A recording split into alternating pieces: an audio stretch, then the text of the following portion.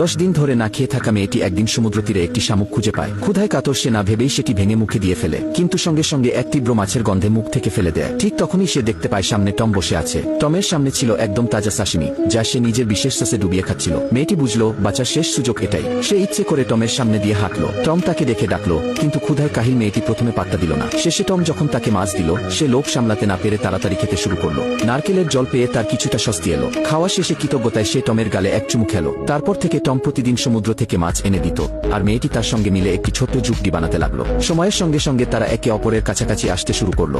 রাতে তারা একসঙ্গে ঘুমাতো, আর ধীরে ধীরে তাদের মধ্যে ভালোবাসা জন্ম নিতে লাগলো। কিন্তু একদিন সব পাল্টে গেল। টমের মাছ ধরতে গেল, আর মেয়েটির স্বামীকে পেল। মেয়েটি দৌড়ে তার স্বামীর কাছে গেল। স্বামী সন্দেহ করতে শুরু করলো। সে লুকিয়ে লাইটার দিয়ে আগুন জ্বালালো। যখন তারা ফিরে এসে আগুন দেখলো, দুজনেই খুশি হলো। কিন্তু পর মুহূর্তেই স্বামী টমকে অপমান করতে শুরু করলো। টম তবু মাছ ভাগ করত, কিন্তু স্বামী কখনো কৃতজ্ঞতা প্রকাশ করত না। শেষে সে রাগে টমের বানানো চুপড়িটাই ভেঙে ফেললো। রেগে টম শপথ করলো এখন আর সে তাদের খাবার দেবে না। মেয়েটি স্বামীকে বলল টমের কাছে ক্ষমা চাইতে, কিন্তু সে জেদ ধরে বলল আমি নিজেই সব সামলাতে পারবো। কিন্তু বাস্তবতা খুব দ্রুত তার ভুল ভাঙলো। মাস্ক ছাড়া গভীর জলে নামতে না পারায় সে ভালো মাছ ধরতে পারল না এবং ভুল খাবার খেয়ে অসুস্থ হয়ে পড়ল। এদিকে টম প্রতিদিন বড় বড় মাছ ধরে এনে মেয়েটিকে দিত। মেয়েটি আগুন ভাগ করে দিত, কিন্তু ধোঁয়া দেখে স্বামী সব বুঝে গেল। সে টমের উপর লাইটার চুরির অভিযোগ তুলল এবং ঝগড়া বাঁধালো। শেষ পর্যন্ত টম তাকে মাছ দিয়ে শান্ত করল, কিন্তু এবার স্বামীর নজর পড়ল টমের ডাইভিং মাস্কের দিকে। রাতে সে মাস্ক চুরি করে মাছ ধরতে গেল। টম যখন মাস্ক হারিয়ে গেল বুঝলো, তখন সে রাগে মেয়েটির স্বামীর দিকে ছুটে গেল। ধস্তাধস্তির মধ্যে মেয়েটির চাদর খুলে পড়ে গেল। স্বামী লজ্জায় ও ক্রোধে ফেটে পড়ল।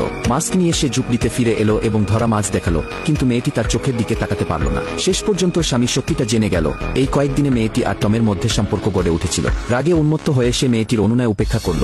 তার চুল ধরে টেনে টমের ঝুপড়ির দিকে নিয়ে যেতে লাগলো। তার মনে তখন একটাই চিন্তা, প্রতিশোধ।